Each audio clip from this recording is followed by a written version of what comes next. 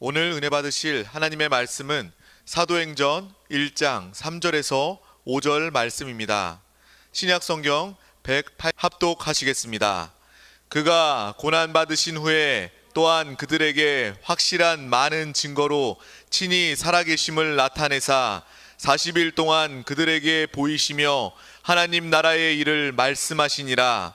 사도와 함께 모이사 그들에게 분부하여 이르시되 예루살렘을 떠나지 말고 내게서 들은 바 아버지께서 약속하신 것을 기다리라. 요한은 물로 침례를 베풀었으나 너희는 몇 날이 못되어 성령으로 침례를 받으리라 하셨느니라. 들어가 그들이 유하는 다락방으로 올라가니 베드로, 요한, 야고보, 안드레와 빌립, 도마와 바돌로메, 마테와 및 알페오의 아들 야고보, 셀로딘 시몬, 야고보의 아들 유다가 거기 있어 여자들과 예수의 어머니 마리아와 예수의 아우들과 더불어 마음을 같이하여 오로지 기도에 힘쓰더라. 네, 오늘은 사도행전 1장 말씀을 가지고 부활하신 주님께서 제자들을 준비시킴, 이러한 제목으로 말씀을 한번 나누겠습니다. 지난 시간에 이제 사도행전 전체적인 개요와 주제에 대한 말씀을 나눴습니다. 오늘은 1장에 대한 말씀을 갖고 한번 하나님의 마음을 깨닫기는 원합니다. 실제로 1장의 주된 내용은 바로 예수 그리스도의 생명의 복음이 확산되고 확장되고, 또 다른 표현으로 그 생명이니까 이 번식되는 그러한 내용을 하기 위해서 준비되는 그런 과정을 설명합니다. 우리가 신약 성경을 올바로 이해하려면 우리가 하늘에 속한 비춤이 필요하다. 왜? 이 하나님의 모든 말씀은 영적인 것이기 때문에 하늘에 속한 빛이 있어야 그것이 깨달아집니다. 많은 사람들이 성경을 읽고 또 많은 설교를 듣고 또 어떤 분들은 신학도 하고 또 나름대로 박사학위도 가졌지만 성경에서 하나님이 우리에게 말씀하시는 그 참된 내용을 모르는 분들이 많습니다. 어떻게 보면 이 시대는 많은 교회 안에 영적 무지가 있지 않을까. 나름대로 나는 하나님을 잘한다고 생각하는데 실제로 하나님의 눈에서 볼 때는 하나님을 모르는 겁니다. 아마 그 당시 예수님이 이 땅에 오셨을 때 거기에 뭐 대제사장도 있고 뭐 장로도 있고 서기관 바리새인 많은 나름대로 구약의 율법에 능통한 자들이 있었다고 말을 했지만 정녕 우리 하나님의 아들을 알지 못했어요. 우리도 이 시대에 그럴 수 있다는 것을 깨달아야 됩니다. 그래서 이 영적인 무지에서 우리가 벗어나야 됩니다. 영적인 무지에서 우리가 이길 수 있는 뜨거운 마음을 가져야 됩니다. 그러려면 우리는 어떤 상황이 돼도 교만하면 안 되는 거예요. 항상 하나님 나는 부족합니다. 하나님 나에게 은혜와 긍휼을 베풀어 주셔서 하늘에 속한 것을 볼 수 있도록 영적인 눈을 활짝 열어 주시옵소서. 지혜와 계시를 더하여 주시옵소서. 종종 이 교회 안에 보면요, 이렇게 나름대로 내가 신앙이 아주 반듯하고 내가 올바로 믿으려고 하고 그런 사람들이 종종 주위에 많아요. 근데 사실 그런 사람들의 깊은 곳을 들여다보면 영적인 무지를 갖고 있어요. 우리는 진짜 하나님 앞에서 겸손해야 돼서 하나님의 그 신약의 계시를 분명히 깨닫는 지혜가 우리 가운데 있어야 될 줄 믿습니다. 사실 1장에 보면요, 우리 주님께서는 이제 부활하셨어요. 부활하시고 승천을 하시지 않고 오늘 말씀에 쭉 보면 40일 동안 제자들과 함께 했다, 이렇게 말씀합니다. 왜 제자들과 그냥 부활하고 그냥 승천하셔서 하나님 일을 직접 하시지 그냥 40일 동안 제자들과 함께 하시고 나타나시고 그들에게 하나님의 나라에 대한 말씀을 다시 한번 반복하며 가르쳤다는 그런 말씀이 기록되어 있어요. 우리는 거기에서 우리 주님의 사역이 완성되지 않았다는 것을 알 수 있어요. 우리 주님은 이 땅에서 공생애를 시작까지 거의 3년 반 동안 제자들을 훈련시키고 가르쳤어요. 우리 주님은 주님의 제자들을 세우는 게 큰 목적이고 그들을 통해서 하나님의 생명의 복을 확산시켜 나가는 것이 주님의 뜻인 줄 믿습니다. 그래서 제자들을 훈련시키고 제자를 만들어야 되는데 3년 만이라는 긴 시간을 소요하셨어요. 그래도 온전해지지 않았습니다. 보통 우리가 일반적으로 특별한 과들은 5년도 하는 거 있고 6년도 하는 과가 있지만 일반적인 대학은 다 4년입니다. 4년이면 이제 제자들은 그 대학에 가정을 오면 3년 반을 한 거예요. 그리고 한 학기가 남았어요. 한 학기가. 그 한 학기는 누가 했냐? 우리 주님께서 부활하신 다음에 하신 것을 기억하셔야 돼요. 그래서 제자들과 함께 40일 동안 함께 한 내용들이 기록되어 있습니다. 왜 제자들이 3년 반 동안 함께 했는데 그들에게 무엇이 부족했을까? 사실 거기 많은 제자들을 대표하는 베드로 같은 경우에도 우리 주님께서 그를 영적으로 온전케 하고 생명의 복음의 전달자로 세우려고 많은 훈련과 가르침이 있었습니다. 베드로 같은 경우에 우리가 알다시피 놀라운 고백을 하죠. 주는 바로 그리스도요 살아계신 하나님의 아들입니다. 이런 고백도 합니다. 그럴 때 우리 주님께서 시몬아 네가 복이 있다. 네가 이것을 알고 온 것은 바로 하나님이 너에게 계시해 주셨다. 이렇게 바요나 시몬을 축복했습니다. 칭찬을 해준 거죠. 그리고 나서 주님이 그 이야기를 듣고서 말씀하셨죠. 내가 이제 예루살렘에 올라가서 이 장로와 또 서기관과 바리새인들에게 결국 핍박을 받고 내가 죽고 3일 만에 내가 부활할 것이다. 이런 말씀을 언급을 하셨습니다. 주님이 이 땅에 오신 목적은 바로 죽음과 부활을 통해서 모든 것을 이루시는 건데, 그러니까 베드로가 놀란 계시의 말씀을 듣고 예수를 그리스도하고 고백을 했으면서도 예수님이 그런 말씀을 하니까 별로 마음이 안 좋아서 예수님을 붙잡고 흔들면서 주님, 쉬운 말로 말하면 정신 차리세요. 왜 이상한 소리 하십니까? 왜 죽으시려고 그러십니까? 당신을 불쌍히 생각하셔야 됩니다. 죽으시면 안 됩니다. 그런 일이 미치지 않도록 내가 열심히 하겠습니다. 이런 표현을 했었어요. 근데 우리 주님께서 바로 베드로를 향해서 사단아 물러가라 그러면서 네가 하나님의 일을 생각하지 않고 사람의 일을 생각한다. 그러면 우리 주님께서 베드로를 향해서 사단아 이렇게 책망하고 그를 또 이렇게 훈련시키고 가르치신 내용이 기록되어 있습니다. 그리고 이제 주님이 잡히시기 바로 전에 이제 목자를 치면 양들이 흩어질 것이다. 이런 이야기를 하니까 주님, 다른 제자들은 다 도망가도요 나는 끝까지 주님과 함께 할 겁니다. 그러니까 우리 주님께서 다시 한번 말씀합니다. 네가 오늘 밤 달구기 울기 전에 3번 나를 부인할 것이다. 그리고 결국 그 사건이 그대로 일어났어요. 베드로도 뜨거운 열정과 훈련을 많이 받았지만 그가 끝날 때도 온전해지지 않았습니다. 그리고 이제 주님이 이제 죽으시기 바로 며칠 전 제자들은 싸웠습니다. 만약에 우리 예수님이, 우리 주님이 왕이 되시면, 유대의 왕이 되시면 내가 더 높은 자리에 올라갈 거야. 이런 걸로 또 부모를 불러서 이런 다툼도 일어나는 그런 사건도 쭉 기록되어 있습니다. 일단 3년만 동안 그들이 많은 훈련을 받았지만 온전히 완성되지 않았습니다. 왜 그럴까? 그래서 주님께서 부활하셔서 다시 한번 그들에게 가장 귀한 사역을 하십니다. 우리 주님께서 실제로 요한복음에 보면 부활하신 날 제자들에게 나타나셨습니다. 이렇게 문이 다 닫혀 있는데 나타나셔서 평강이 있을지어다. 그러면서 우리 주님께서 이제 숨을 후 내쉬면서 성령을 받으라 그러면서 실제로 우리 주님은 죽으시고 부활하시고 생명 주는, 살리는 성령으로 오셨어요.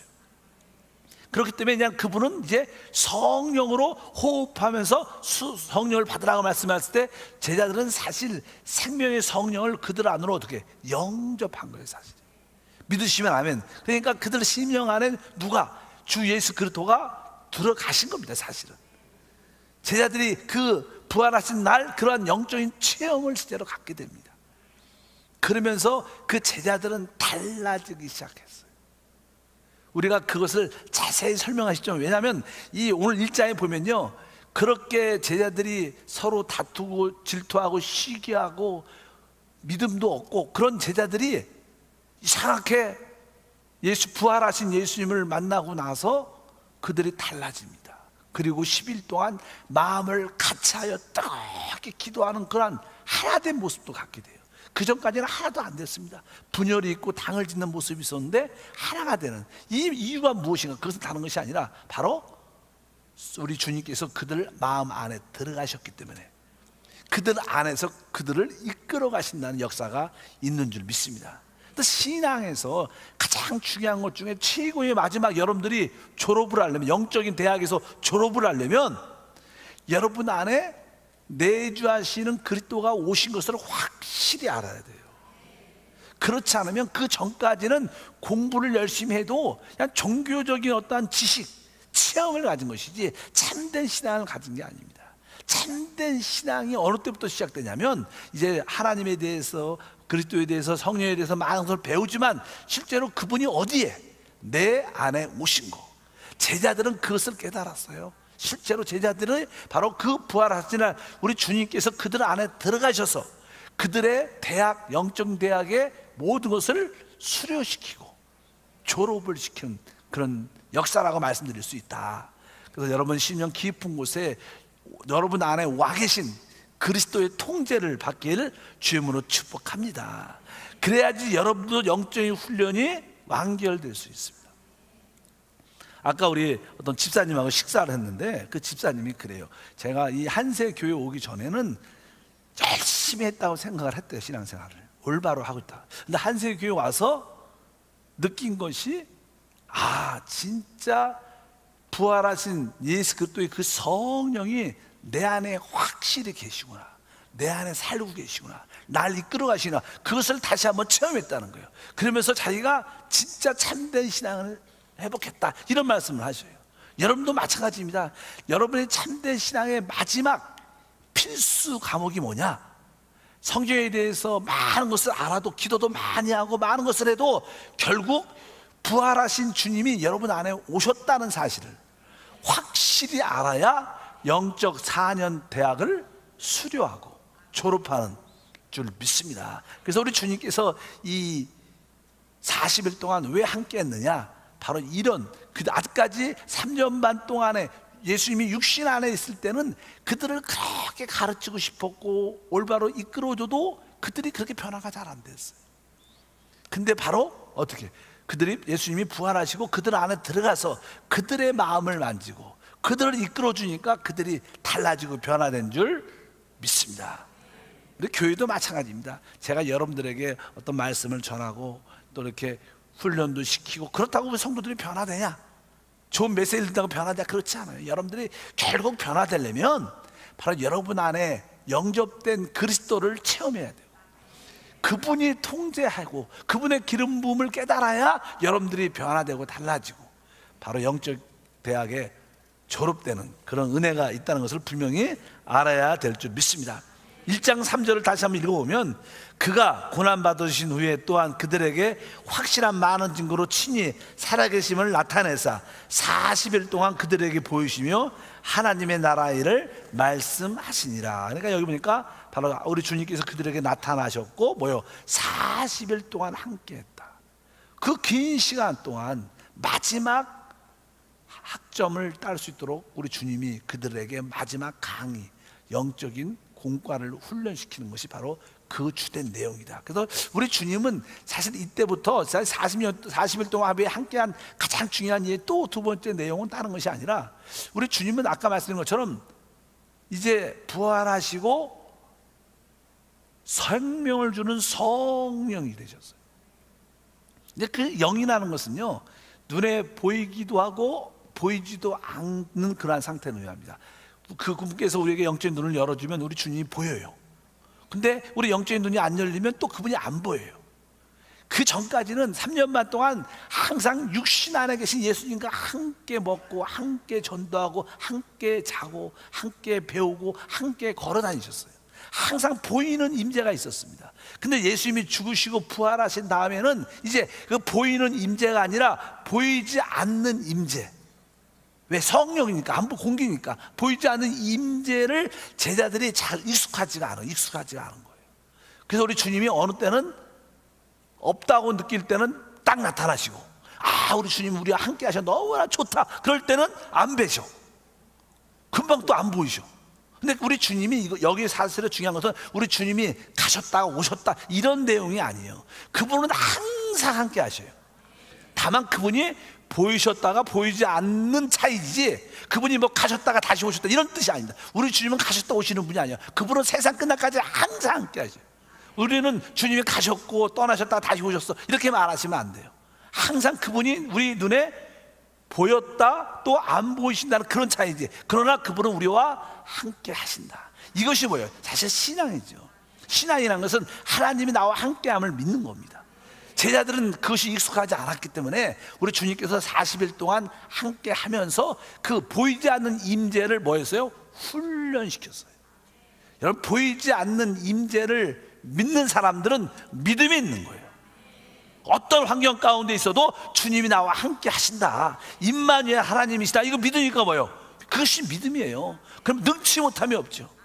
강하고 담대하라, 내가 너와 함께 한다. 여러분들이 어떤 환경 가운데 있어도 주님이 나와 함께 하신데 그럼 무엇이 두렵겠습니까? 그것이 바로 믿음입니다. 그러니까 여러분들이 주님을 섬길 때 보이지 않는 임재를 확실하게 믿어야 돼요.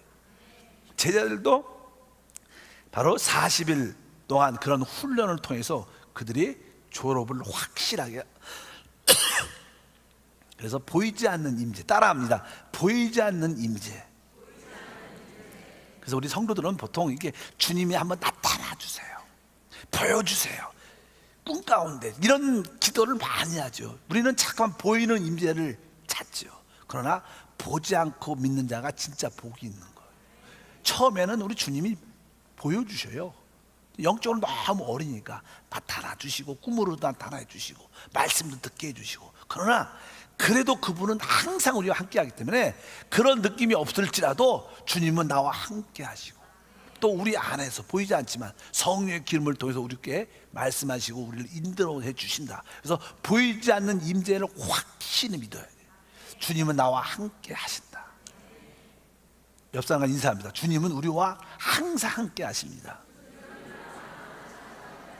다 같이 크게 한번 선포할 때, 나는 보이지 않는 임재를 믿습니다. 그러면 여러분들이 두려워할 필요가 없는 거예요. 그것이 곧 믿음입니다. 믿음은 뭐예요? 보이지 않는 것들의 증거라고 말하죠. 여러분들이 항상 그 믿음으로 살기를 주님으로 축복합니다. 그리고 우리 주님께서 40일 동안 이렇게 나타났다 보였다 또 안 보였다 이런 훈련을 시키면서 제자들이, 아, 우리 주님은 항상 우리와 함께 하는구나, 우리가 두려워하지 말자, 그러한 부활하신 주님에 대한 그런 믿음이 생겼습니다. 그리고 나서 아까 3절을 보니까 이렇게 써 있어요. 그들에게 보이시며 하나님 나라의 일을 말씀하시니라. 이 40일 동안 우리 주님께서 무엇을 하셨냐면 특별히 하나님의 나라에 대한 일을 말씀하셨어요. 여기 가면 누가는 특별히 나는 어떤 하나님 나라에 대해서 설명을 안 해요. 하나님 나라에 대해서 말씀하셨는데 이렇게 써 있어요. 하나님 나라, 하나님, 따라합니다. 하나님의 나라. 우리 사실 마태복음 같은 복음서에 보면 우리 주님께서 하나님의 나라, 하나님의 왕국에 대한 말씀을 많이 하셨어요. 근데 사실 예수님 육신 안에 있을 때 제자들에게 천국의 비밀을 말씀을 많이 하셨는데 제자들은 거의 그것을 깨닫지 못했어요. 실제로 여러분도 그래요. 저도 처음에 여러분 하나님 말씀을 전할 때 성도들이 목사님 무슨 말씀하는지 잘 모르겠다고, 말씀을 한국말은 한국말인데 못 알아듣겠다 이렇게 얘기를 하신 분도 많아요. 근데 이제 하나님 말씀이 깨달아지고 영적인 눈이 열린 사람들은 하나님 말씀이 잘 들린다 그러면서 아주 쉽고 은혜가 있다 이렇게 말씀하시는 분 많아요. 그리고 옛날 걸 들어봤더니 지금 깨달아진다는 거예요. 그렇게 말씀하시는 분이 아마 그때 당시만 해도 주님께서 육신 안에서 제자들에게 천국의 말씀을 많이 했지만 제자들은 깨닫지 못해요. 주님이 다시 한번 보충 수업을 하시는 거예요. 40일 동안 계시면서 하나님의 왕국, 하나님의 나라가 무엇인가를 확실하게 설명하는 거예요. 믿으시면 아멘. 그래서 여러분들이 하나님 나라에 대해서 우리가 이해가 대부분 이렇게 천연적, 인간적, 사람의 생각으로 많이 갔죠. 하나님 나라가 뭔가, 하나님의 왕국, 하나님의 나라는 아까 늘 말하지만 그 하나님의 왕국, 하나님의 나라 이런 모든 것들은 생명과 관련된 거예요. 생명. 그래서 늘 식물의 왕국, 식물 생물을 가져야 돼요. 동물의 왕국, 동물의 생명을 가져야 돼. 사람의 왕국은 사람의 생명을 가진 사람이 되는 거예요. 그러면처럼 하나님의 나라는, 하나님의 왕국은 무슨 생명? 하나님의 생명을 가져야 되는 거예요. 그러니까 하나님의 나라, 하나님 왕국에 들어가려면 거듭나야 되는 거예요. 왜? 하나님 생명을 얻어야지만 그 나라 들어갈 수 있는 거예요. 거듭나지 않으면 들어갈 수 없는 거예요. 그리고 하나님의 생명을 얻은 다음에 하나님의 생명이 어떻게 성장하면 그 하나님의 축복이 누려지는 그런 역사가 함께할 줄 믿습니다. 그러면 하나님의 나라가 무엇인가? 하나님 나라는 대한민국 이런 것처럼 이렇게 물질적인 이러한 세계가 아니에요. 하나님 나라는 눈에 볼 수 있는 것이 아니라는 거예요. 왜? 생명에 속하니까. 사람의 생명도 눈에 보이지 않죠. 말로 설명하기 없는. 하나님의 생명도 나라도 마찬가지입니다. 근데 주 예수를 믿으면 바로 하나님의 생명 예수가 우리 안에 들어오셔요. 확실하게. 그래서 그분이 이제 우리 안에서 뿌리를 내리고 그분이 우리를 어떻게 다스리고 우리를 이끌어 가십니다. 그럴 때 여러분들은 하나님의 나라가 돼요. 그러니까 여러분 안에 하나님의 생명을 오신 예수님의 어떠한 통제와 다스림과 그분의 인도를 받아야지 여러분들이 하나님 나라는 거예요. 그렇지 않다면 따로따로죠.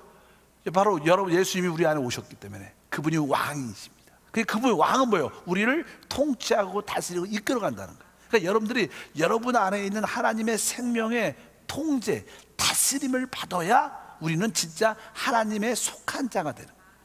하나님 나라는 그래서 아까 말씀드린 것처럼 거듭나야 들어갈 수 있는 거예요. 하나님 생명을 소유해야지만, 그리고 그분의 통제와 다스림 안에 있어요. 그래서 우리 안에는 생명의 성령의 법이 있어서 우리는 생명의 성령의 법을 따라 살아갈 때 바로 우리는 자연스럽게 뭐예요? 하나님의 나라의 체험을 갖게 됩니다. 근데 이 하나님의 나라의 생명은 바로 어떻게, 누구한테, 또 내가 복음을 증거할 때, 남들한테 전할 때 그 안에게도 뭐야? 예수의 생명이 영접되고 들어가게 되죠. 그럴 때 그 사람도 뭐예요? 하나님의 나라를 갖게 돼요. 그러면서 점점 하나님 나라가 이 땅에 어떻게 확산돼 가는 거예요. 복음 전파는요, 하나님의 생명을 그들에게 주입하는 거예요. 그런 하나님의 생명의 통제를 받는 모든 사람들이 모였을 때 그것을 뭐예요? 하나님 나라라 그래요. 그러니까 하나님 나라, 교회가 왜 하나님 나라냐? 교회는 하나님이신 성령의 통제가 있는 거예요. 성령의 다스림이 있는 것이에요. 그래서 교회가 하나님의 나라라고 말하는 거예요. 여러분, 하나님 나라에 대한 올바른 인식이 있기를 주로 축복합니다. 그냥 하나님 나라는 내가 죽어서 가는 곳, 그런 곳이 아니에요.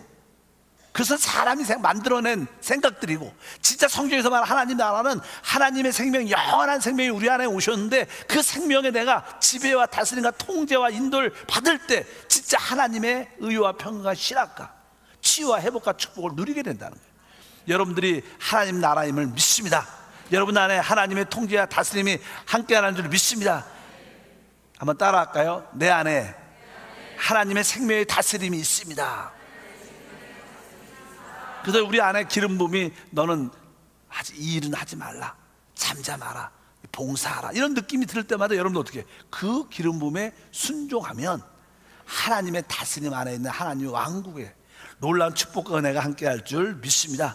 그래서 이 복음 전파는 바로 하나님의 생명을 전하는 것이고, 사람들에게 하나님의 생명을 심어줄 때 여러분들도 다 하나님의 생명이 다시 이미 심겨져 있습니다. 그런 믿지 않는 자들에게 복음을 전파하는 것이 바로 하나님의 나라의 확장이다. 그래서 우리가 사람을 얻어 하나님께 올려드린다는 뜻은 바로 사람을 얻어 그들에게 하나님의 영원한 생명을 주입하여 그들이 하나님의 생명의 통제, 다스림을 받는 자들이 될 때 참된 신앙의 제자가 되는 거예요. 우리는 종교적인 행위와 열심히 우리를 변화시키지 않습니다. 그것을 분명히 여러분들이 깨닫기를 주님으로 축복합니다. 그래서 주님은 40일 동안 많은 훈련을 시키고 특별히 하나님의 왕국, 하나님의 나라에 대해서 확실하게 저희들한테 가르친 줄 믿습니다. 그 생명이 점점 확장되어 가는 거예요. 여러분들이 오늘 누구를 전도했다, 그래 뭐예요? 하나님의 나라가 확장되어 가는 거예요. 또 여러분들이 여러분 안에서도 이 생명이 성장할 때 여러분 하나님 나라가 온전히 채워지는 그런 역사와 은혜가 충만할 줄 믿습니다. 그리고 나서 이제 우리 주님께서 저희들에게 말하죠. 이제 너희는 아버지께서 약속하신 하늘에서 능력이 풀 때까지 아버지 약속하셨을 예루살렘을 떠나지 말고 기다려라. 우리 주님께서 그런 말씀을 이제 4절에 하죠. 이렇게 읽어보니까 사도와 함께 모이사 그들에게 분부하여 이르시되 예루살렘을 떠나지 말고 내게 들은 바 아버지께서 약속하신 것을 기다리라. 그래서 이것은 다른 것이 아니라 바로 이 성령의 외적인 능력을, 우리가 복음 전파를 하려면 우리에게 능력이 필요합니다. 능력이. 지난 시간에도 그런 말씀했습니다. 우리가 가정에서 일상적인 생활할 때는요, 그냥 우리가 그냥 자연스럽게 살면 됩니다. 그러나 여러분들이 직장이나 어떤 사업을 하려고 직장이나 사업장에 가면 그것을 성장시키고 이끌어갈 수 있는 뭐가 필요해요? 능력이 필요한 거예요. 여러분들 그냥 생활을 하는 것은 그냥 자연스러운 일상생활이 있지만 또 직장과 사업에서 우리가 무엇을 하려면 우리에게 어떠한 능력이 필요한 것처럼 우리도 하나님을 따라 살 때 내적인 생명의 영을 따라 그냥 살면 됩니다. 일반적으로 뭐 식사하고 대화하고. 그러나 또 우리가 복음 전파를 하려면 우리는 외적인 능력이 필요하다는 거예요. 그래서 이 주님은 이 하나님의 나라를 확장시키고 사람을 얻기 위해서 너희가 이제 아버지께서 약속하신 것을 기다려라. 그러면서 요한은 이렇게 말합니다. 요한은 5절에 보니까 요한은 물로 침례를 베풀었으나 너희는 몇 날이 못되어 성령으로 침례를 받으리라. 그래서 그렇게 주님께서 그들에게 명령을 하죠. 예루살렘을 떠나지 말고 아버지께서 약속하신 그 능력 성령 침례를 기다리라 이렇게 말씀을 하십니다. 근데 이 약속이 원래 구약 요엘서에 기록되어 있습니다. 우리가 저는 찬양할 때도 뭐 전문인은 환상을 보고 늙은이는 꿈을 꾼다, 그런 찬양이 많이 불렀습니다. 그 요엘서에 있는 그 예언의 말씀이 이루어지는 겁니다. 그래서 요엘서에 보면 2장 28절과 29절에 그 후에 내가 내 영을 만민에게 부어주니 너희 자녀들이 장래일을 말할 것이며 너희 늙은이는 꿈을 꾸며 너희 젊은이는 이상을 볼 것이며 그때 내가 내 영을 남종과 여종에게 부어줄 것이다. 그래서 우리가 사도행전 2장에 마가의 다락방에서 이 놀라운 능력의 영이 그들에게 임한 줄 믿습니다. 근데 예수님이 부활하신 날은 바로 생명의 영이 그들 안에 들어왔어요. 이제 복음을 전파하기 위해서는 그들에게 위에서부터 임하는 능력의 영이 필요한데 그것을 성령 침례라고 말해요. 그래서 성령이 우리 안에 덮여지는, 그래 불의 혀같이 갈라지는 것이 각자 머리에 있더니 성령의 말하심을 따라 다른 언어로 말하기를 시작한다. 이런 권능적인 능력의 역사를 우리 모두가 체험해야 된다. 그래서 우리는 항상 이 성령의 양면성에 대한 말씀을 많이 듣지 않습니까? 그래서 우리가 찬양도 성령 안에 잠긴다. 이것은 뭐예요? 성령 침례를 의미하는 거고, 성령을 호흡하고 마신다. 이거 뭐예요? 내적인 생명의 충만을 의미합니다. 그러니까 여러분은 이 두 가지를 항상 하나님 내가 순간순간 성령을 마시고 호흡하게 도와주시고 우리 안으로 받아들여야 되는 거예요. 또 한편적으로 우리가 내 능력의 성령의 능력 안에 콕 잠기게 도와주셔서 하나님의 능력의 삶, 복음을 강력하게 증거하는 삶을 살게 도와주시옵소서. 그러니까 여러분들이 사람의 영혼을 구원하기 위하려면 뭐가 있어야 돼요? 성령 침례를 받아야 돼요. 성령의 능력으로 무장될 때 부끄러워하지 않고 담대하게 복음을 전할 때마다 많은 귀신들이 떠나가고 어둠이 떠나가고 그들의 마음이 열려서 하나님을 만나는 놀라운 축복과 은혜가 함께할 줄 믿습니다.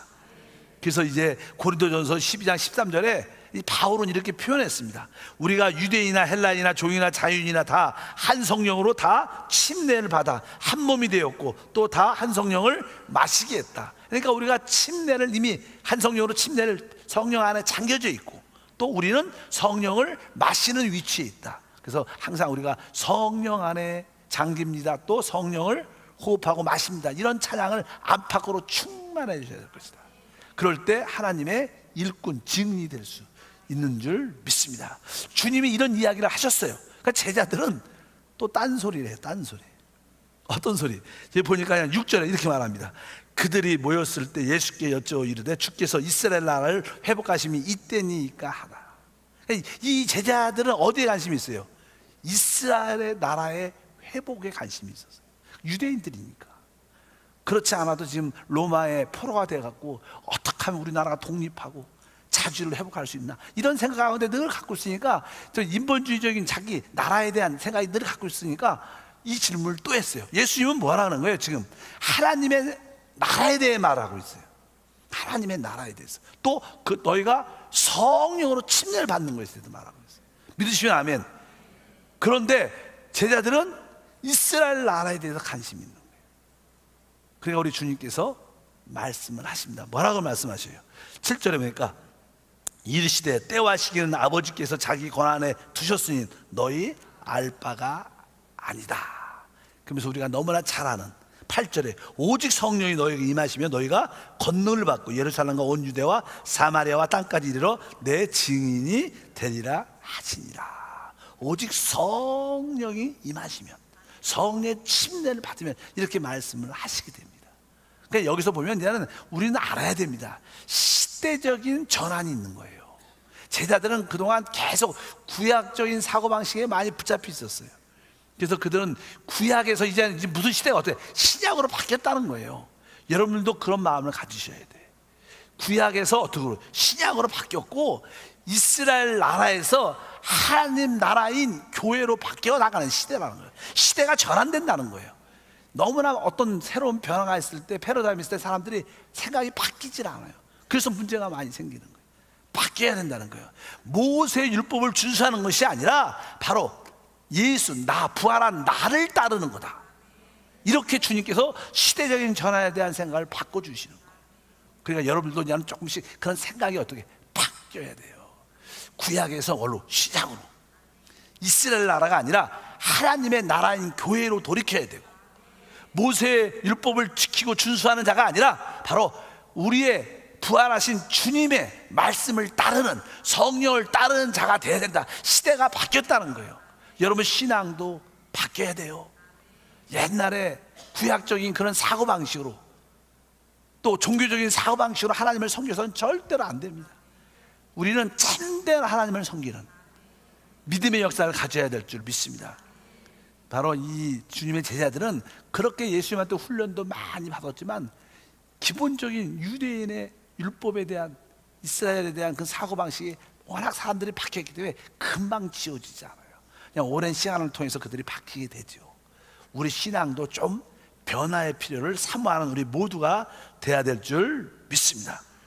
그래서 여러분들도 종종, 그래서 저는 이렇게 우리 물질적인 이런 나라에 대해서, 우리는 영원한 하나님의 왕국을 꿈꾸는 사람들입니다. 그리스도와 함께 왕노릇하는 하나님의 회복을 꿈꾸는 사람들인데, 그래서 제가 너무 미국이나 일본이나 중국이나 북한이나 이런 데 너무 관심 가지면 안 돼요. 이게 다, 이 물질적인 나라는 다 어떻게 결국 다 주님이 부서뜨리는 그런 나라가 될 수밖에 없는 거예요. 우리의 나라는 영원한 하나님의 나라에 관심이 필히 꽂히길 축복합니다. 그래야 여러분들이 이 땅에서 믿음으로 살면서 승리할 수 있습니다. 어떤 사람은 내가 우리 대한민국을 진짜 좋은 나라입니다. 우리 대한민국이 얼마나 교회도 많고 복음을 위해서 많은 일꾼들, 또 순교의 영성들이 많은 목회자들이 있어갖고 대한민국이 그래도 세계 선교를 이끌어가는 귀한 나라인 줄 믿습니다. 우리나라가 좋은 것은요, 우리나라에 크리스찬들이 많아서 좋은 나라예요. 대한민국 사람이 많아서 좋은 나라가 아니에요. 하나님이 대한민국을 왜 축복하냐? 대한민국을 사랑해서가 아니라 대한민국에 교회가 있기 때문에, 대한민국에 참된 믿는 자가 있기 때문에 대한민국을 축복하는 거예요. 대통령이 정치를 잘해서, 경제를 잘해서 대한민국을 축복한 게 아니에요. 그것은 확실히 알아야 돼요. 대한민국 왜 지금까지 축복받았냐? 이 땅에 진짜 주님을 사랑하는 많은 성도가 있었어요. 그들 때문에 하나님이 복을 주시니까, 그 사람한테만 달랑 비를 내릴 수 없으니까 통째로 비를 내려주시니까 대한민국이 다 잘 된 거. 이것이 아전인수가 아니라 진짜입니다. 우리 그것을 믿어야 될 줄 믿습니다. 그래서 여러분들이 하나님 나라를 꿈꾸면 하나님 모든 것을 책임져 줄 줄 믿습니다. 하나님이 이를 위해서 내가 복음의 증인되게 도와 주시옵소서. 오직 성령이 너에게 임하시면, 맨 끝에 보니까 뭐예요? 내 증인이 될 것이다. 뭐 증인이라는 것은 뭐냐면 이렇게 순교자란 그런 뜻이죠. 순교자. 그러니까 예수님의 죽으심과 부활하심을 직접 체험하고, 여기서 증인은 뭐예요? 또 전 한 번도 말했지만 바로 어떤 증인? 주님이 부활하시고 죽으시고 부활하셔서 우리와 함께, 거기에 대한 증인. 우리 부활하신 주님이 바로 성령이시니까 하나님이 우리와 함께 하신, 하나님이 살아계셔서 우리와 함께 한다는 그런 증인으로 우리가 강력하게 증거해야 될 줄 믿습니다. 이런 말씀이 기록되고, 그냥 그리고 나서 이제는 주님께서 이제는 승천 올라가십니다. 40일이 딱 지나니까 이제 모든 사람들 본도 앞에서 하늘로 쫙 모든 제자들이 이제는 졸업을 했죠. 그 보이지 않는 임재도 잘 알고, 또 그들 안에 하나님이 계신 것을 알고, 그분의 통제를 받을 수 아는 그런 훈련이 된 거예요. 내주하는 그리스도의 통제받게 되는 거 훈련이 다 끝나니까 주님이 이제는 하늘 보좌로 올라가는 그런 이야기가 9절에 보니까 이 말씀을 마치시고 그들이 보는 데 올려져 가시니 구름이 그를 가려 보이지 않게 하더라. 그래서 많은 사람들이 보면서 주님이 이렇게 승천 하나로 쫙 보이는데, 처음에 이렇게 육신의 몸, 영의 몸이죠. 부활해서 영의 몸을 그 보이는 상태의 모습으로 쫙 하늘을 짠짠짠짠 올라가는 걸 다 녹이 빠져갖고, 사실 주님이 떠나면 슬픈데 너무나 영광스러운 모습으로 올라가니까 막 너무나 놀래고 기뻐하지 않았을까? 그러지 않았을까, 여러분? 슬퍼했을까? 아니요, 슬퍼하지 않았어요. 분위기가 슬퍼하는 분위기가 아니에요. 영광스러운 분위기로 올라가니까 그냥 너무나 놀래갖고 입이 딱 벌어요. 와! 그러니까 옆에 두 천사가 너희가 무엇을 보고 있느냐 그러면서 너희가 본 그대로 다시 오실 것이다. 그 뜻은 뭐냐니까, 우리 주님이 이렇게 육신 영의 몸을 갖고 보이는 모습으로 쫙 올라갔으니까 그런 모습으로 그대로 오실 거라는 거예요. 그 산이 감난산이었어요. 그러니까 주님이 다시 이곳에 감난산에 다시 땅을 밟고 다시 오실 거라는 예언의 말씀도 기록되어 있습니다. 우리는 그것을 다 믿습니다. 주님이 우리 보이는 그 모습으로 이 땅에 오실 것이고, 그 위치가 감난산일 거다. 우리는 그것을 기대하고 우리는 준비하는 줄 믿습니다. 그래서 그렇게 이렇게 말씀을 해 주셨어요. 그리고 나서 이제 제자들이 정신을 차렸죠. 야, 그러면 우리가 어떻게 해야 되는가? 야, 우리가 주님이 말씀하신 대로 우리가 예루살렘을 떠나지 말고 아버지께서 약속하신 그것을 하나님의 하늘로부터 이 능력을 기다리자. 그리고 그들이 예루살렘으로 돌아갑니다. 왜냐하면 그 당시 예루살렘으로 돌아도 그들의 고향이 갈릴리잖아요, 대부분. 그러니까 그 자기 고향으로 가서 이게 숨어 살아야 하고 무서우니까 피해야 되는데, 지금 예루살렘으로 돌아간다는 것은요, 그들이 잡혀서 죽을 수도 있고 두려움 가운데 있는 그런 상황인데, 그래도 그것을 두려워하지 않고 아버지의 약속을 믿고 능력이 입혀올 때까지 우리가 붙잡고 우리가 죽으면 죽겠다. 그리고 마가의 다락방에 모이면서 그들이 아버지의 약속을 위해서 약속대로 기도를 하는 모습을 갖습니다. 그래서 13절과 14절 아까 읽었지만 다시 한번 읽어보니까, 들어가 그들이 유하는 다락방으로 올라가니 베드로, 요한, 야고보, 안드레와 빌립, 도마와 바돌로메, 마테와 및 알페의 아들 야고보와 셀롯인 시몬, 야고보의 아들 유다가 다 거기 있어 여자들과 예수의 어머니 마리아와 예수의 아들과 더불어 마음을 같이하여 오로지 기도하기에 힘쓰더라. 이렇게 말했습니다. 그러니까 중요한 것은 모든 제자들이 120명 되는 모든 제자들이 다 모였다는 거예요. 모여서 중요한 것은 뭐예요? 마음을 같이하여 오로지 기도에 힘쓰더라. 한번 따라합니다. 마음을 같이하여 오로지 기도에 힘쓰더라. 여러분, 그들 제자들을 심령 깊은 곳에 예수님을 영접해서 그 예수님의 어떤 다스림과 인도가 없었으면 절대로 하나가 안 됩니다. 여러분, 우리가 하나 될 수 있는 길은요, 나도 내 안에 있는 예수에 순종하고 여러분도 여러분 안에 있는 예수에 순종하면 우리가 한 마음을 가질 수 있어요. 우리 안에 있는 예수님을 우리가 잊고 있으면 내 생각이 나오고, 그럼 다른 생각 절대로 하나가 안 됩니다. 근데 제자들은 어떻게 했어요? 마음을 같이 했다. 왜? 그들은 바로 그들 안에 예수의 생명을 갖고 있는 거예요. 내주하는 그리스도를 소유하는 것을 확신했어요. 성령이 내주함을 확실히 알았다는 거예요. 그래서 기쁨으로 어떻게 하나 될 수 있는 거예요. 이 교회 안에서 성령 충만한 사람들은요, 쉽게 하나 됩니다. 근데 자꾸만 자기 의지와 생각을 고집하는 사람들은 사실 자기가 충만한 거지 성령이 충만한 게 아니야. 자꾸만 이렇게 그룹 단체에서 빠져나가고 하나 되지 않는 분들은 사실 자기로 충만한 사람들을 말씀드리죠. 어쩌든 여러분들이 성령으로 충만하고 여러분 안에 계신 내주하는 성령의 인도와 통제를 받으면 기쁨으로 오늘 말씀했던 마음을 같이 할 수 있습니다. 옆 사람과 우리 마음을 같이 합시다. 그게 말로만 해서 되는 게 아니고, 마음을 같이 하려면 뭐요? 내 안에 있는 성령에 대한 인식이 있어요. 그래야 마음을 같이 할 수 있어요. 그리고 어떻게? 기도에 있습니다. 제자들은요, 이 부활하신 예수님을 영접하기 전까지는 기도 별로 안 했어요. 그 겟세마네 동산에서 계속 예수님 1시간 이상 기도하는데 계속 졸기만 하고 기도 안 했습니다. 근데 이들이 어떻게 해요? 기도를 해요. 기도하는 사람은 성령을 아는 사람, 기도하는 사람은 내주하신 그리스도에 대한 이해가 있는 분들이에요. 여러분, 기도하기 힘쓰기를 바랍니다.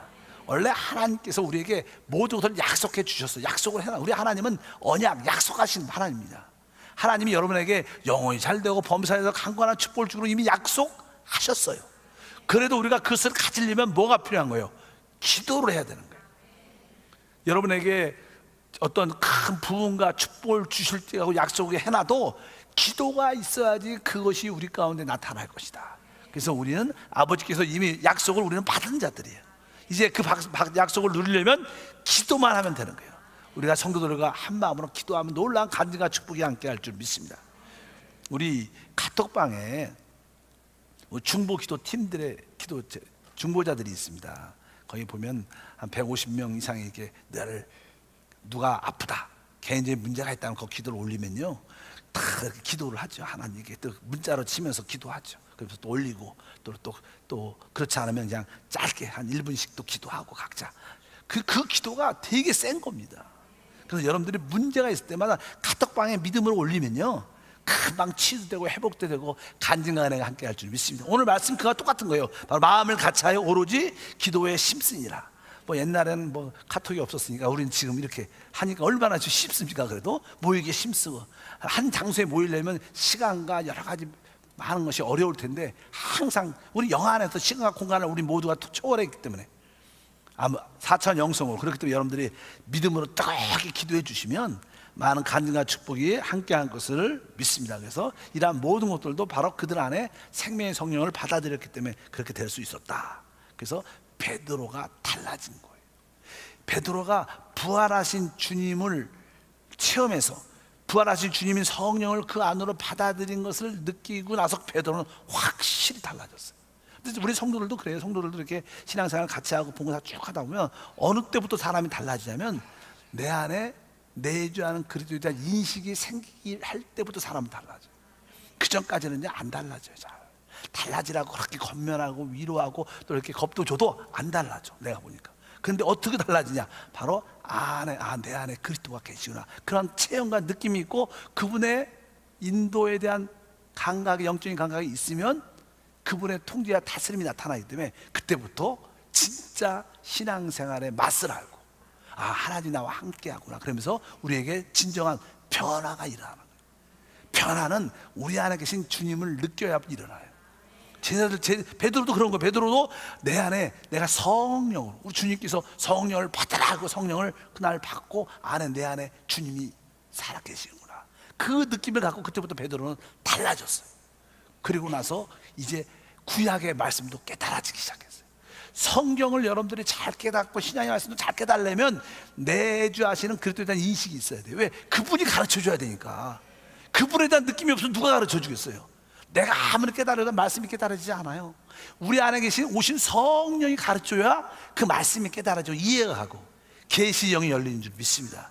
그때부터 베드로가 입에서 하나님 말씀을 쫙 말하면 구약에 있는 말씀들이 쫙 이렇게 옥구슬처럼 이렇게 메어져서 풀려갖고 놀라운 말씀을 전하고 3천 5천 명이 회개한 놀라운 역사가 일어나기 시작한 게 바로 그러한 역사인 줄 믿습니다.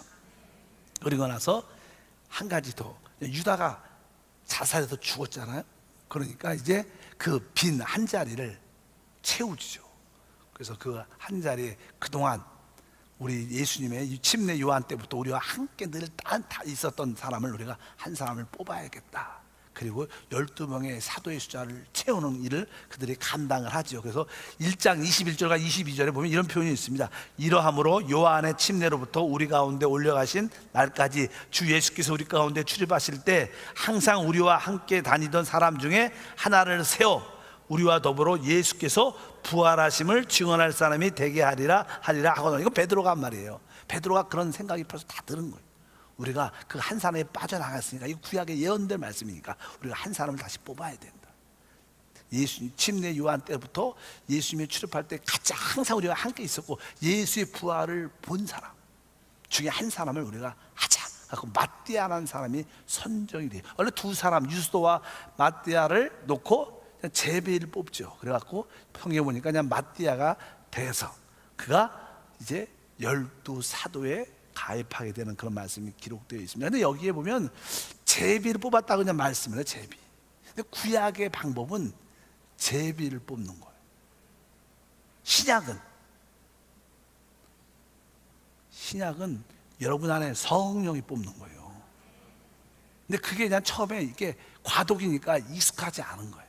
나중에 뒤에 보면 나는 사도 바울 같은 경우는 항상 내가 복음을 전할 때도 내가 아시아로 가고 싶어도 성령이 막음을 느껴요.